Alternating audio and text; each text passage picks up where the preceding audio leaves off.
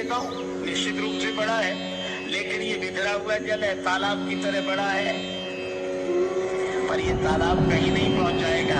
और अगर श्रद्धा संतोष के बीच में जीवन की सरिता बहती तो परमात्मा रूपी समुद्र तक पहुंच जाती। और ये तभी होगा। अब धन बिल्कुल धन चाहिए, धन के बिना कोई काम ही नहीं बनता, जरूरी है। लेकिन धन को लेकर दो स्थितियां समाज में दिखाई देती। दो, कुछ लोग हैं जो धन को छूते नहीं है, कुछ लोग हैं जो धन को छोड़ते नहीं है।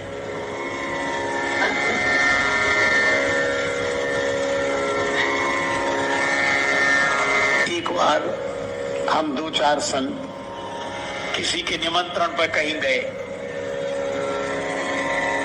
तो उसने बड़े प्रेम से भोजन कराया, और भोजन कराने के बाद जैसी परंपरा है वो दक्षिणा लेकर आया, लिखा। और जो उसने दक्षिणा ऐसी रखी चरणों में, तो एक कोने पर महात्मा बैठे, वो क्या बोले, दक्षिणा रख, अरे दूर दूर दूर दूर हटाओ हटाओ हटाओ हटाओ हटाओ, ये बैठाओ, अरे हटाओ। बोला क्यों, हम छूते नहीं। तो उसको इतनी श्रद्धा हुई कि यह एक है जो छूते नहीं है। उसने लेट कर प्रणाम किया, उन्हें पहले तो ऐसे ही कर रहा था, फिर लेट कर। हम लोगों को भी अच्छा लगा, भाई त्याग की महिमा है। अब वो तो 1 नंबर के हो गए, और हम लोग ले लेते हैं तो हम थोड़े कमजोर होंगे, 2 नंबर के। वो नहीं लेते, हम लेते हैं। लेकिन चलो, पर आश्चर्य तो तब हुआ कि जब वो प्रणाम करके जैसे ही आगे बढ़ा तो वो क्या बोले, कहाँ जा रहा हो, कहाँ है वो दक्षिणा? बोले आप तो छूते नहीं। बोले हाँ छूते नहीं। एक काम करो, क्या इस कपड़े में बांध दो, इस कपड़े में। हमारे बगल में एक महात्मा बैठे थे, वो हंसकर बोले कि ये तो बांध रहे हैं, छूते नहीं है। तो हमने कहा ये छूते नहीं, बांधते हैं। तो हमसे नाराज हो गए, क्या समझते हो संतों की महिमा नहीं जानते? मैंने अरे महाराज गलती हो गई, लेकिन एक निवेदन करूं, जब आप इस कपड़े में बांध रहे हैं, इस कपड़े में, तो ये भी तो कपड़ा ही है। वासांसि जीर्णानि यथा विहाय नवानि गृह्णाति नरोपराणि, यह भी कपड़ा है। हमारे गुरुदेव भगवान कहते थे, है भूत पांचों का बना, है भूत पांचों का बना, यह वस्त्र सुंदर आपका, बनता बिगड़ता है यही नहीं, कुछ बिगड़ता आपका।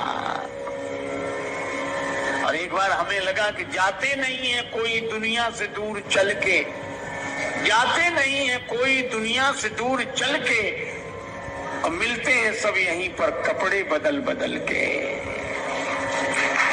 ये कपड़ा ही तो है, तो इसी से छू लेते। अच्छा जरूरत नहीं है न छुओ, आपको प्रणाम है, पर जरूरत है और छुएंगे नहीं तो करना ही पड़ेगा, इसमें बांध दो। तो कुछ लोग हैं जो छूते नहीं हैं, और कुछ ऐसे हैं जो छोड़ते नहीं हैं। एक जगह सत्संग हो रहा था, लोगों ने कहा दान दो, धन धन्य होगा। अरे बोले सब तो दे रहे हैं, हमारा देना कोई जरूरी है? अरे नहीं नहीं दे दो दे दो। बड़ी मुश्किल से 1 रुपया ले आया, दूसरे दिन सिक्का मुट्ठी में दबाए, अब दे नहीं। बार बार सोचे दें कि न दें, दें कि न दें, दे ही डालें, और सिक्के को और दबाए। दिल तो नहीं पसीजा, हाथ पसीज गया। कब जा ही रहा है, जाते जाते देख तो लें। सो मुट्ठी खोल के देखा, सो पसीना।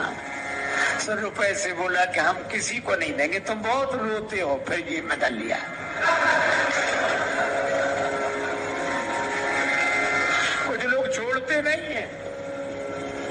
कुछ लोग छूते नहीं है।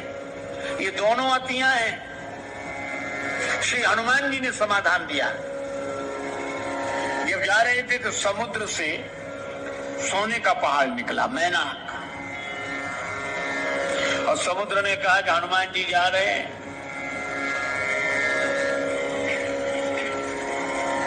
असल में पुराने जमाने में इन पहाड़ों के पंख होते थे। आप कल्पना करो कितनी भयावह स्थिति रहती होगी, कब किस पहाड़ के उड़ने का मन हो जाए। पंख थे तो पहाड़ उड़ते, और उड़ने में तो कुछ ज्यादा दिक्कत नहीं, उड़ते उड़ते कहां बैठ जाए, तो आबादी वाली जगह में ही धमाक से बैठ जाते, आबादी खत्म। ब्रह्मा जी बड़े परेशान कि हम एक एक करके बनाते हैं, इकट्ठे मिटा देते हैं। अभी कथा का बड़ा अद्भुत रहस्य है। ब्रह्मा जी हैं बुद्धि के देवता। जब ऐसे अत्याचार करने वाले लोग जो समाज को मिटाते हैं, तब बुद्धिजीवी परेशान होता है, बुद्धिजीवी हैरान होता है। तो बुद्धिजीवी ब्रह्मा जी ने शिकायत की, किससे? देवराज इंद्र से। और जब बुद्धिजीवी की बात कोई शासक मान लेता है तो समाज में अमंगलकारी कृत्य नहीं होते। अच्छा, एक अजीब बात है, बुद्धिजीवी कुछ कर नहीं सकता और शासक कुछ सोच नहीं सकता। विडंबना यही है।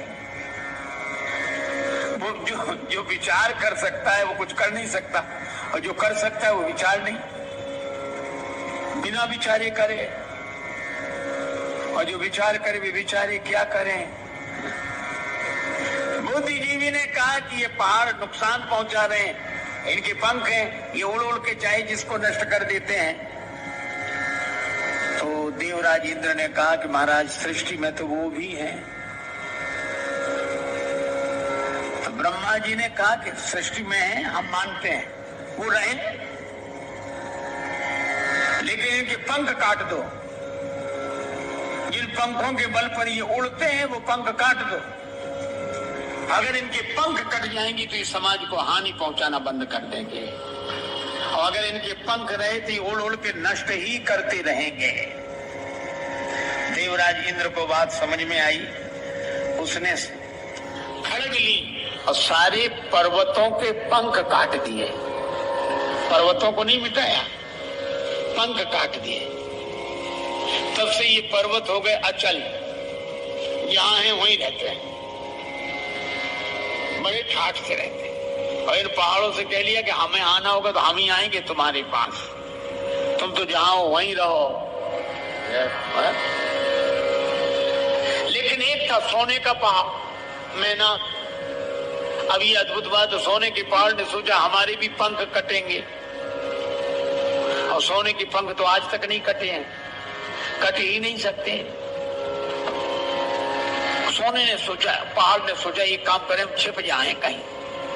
तो कहां छिपे? तो समुद्र के पास गया, समुद्र से कहा कि हमें छिपा लो, अपने भीतर छिपा लो। समुद्र ने कहा आ जाओ, कोई कमी नहीं है, आ जाओ। और समुद्र ने तो स्वीकृति दे दी कि आ जाओ, छिप जाओ, लेकिन समुद्र की लहरें घुसने न दें। ये बड़ी प्रॉब्लम है, बड़ी समस्या है। समुद्र को कोई परेशानी नहीं, पर ये लहरें घुसने ही नहीं देती। ये लहरें ज्यादा परेशान किए हम आपको। ये लहरें जो बाहर हैं, जो अभी नहीं